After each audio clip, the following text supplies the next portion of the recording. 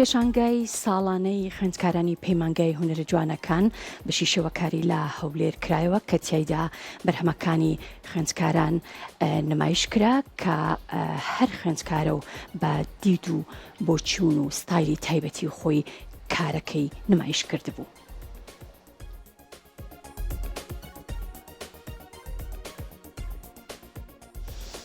بابشداری 20 فێرخوازی پەیمانگای هونەرە جوانەکانی هەولێر پێشانگایەکی شێوەکاری کرایەوە.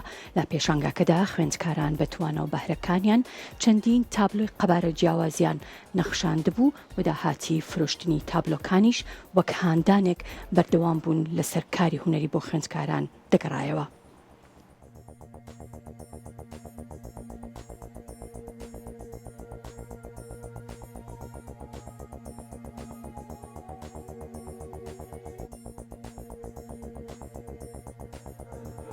پێشانگایە بەپێی کارەکانی ساڵ بەپێی کارەکانی قوتابی کە چەند کار بن دەکرێتەوە.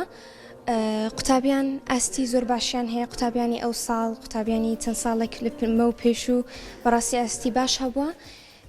ئەمە نزیکەی چەند ساڵە خەریکی ئەو ئیشانەین، ئیشی باش دەکەین، ڕۆژانە ئیشکۆ دەکەینەوە تاوەکو پێشانگایەکی وەکو ئەو ڕۆمان بۆ بکرێتەوە و ئێمە بتوانین ئەو کارانی کە دەیانکەین بیان بەخشین بە خەڵکو و نیشانی خەڵکیان بدەین.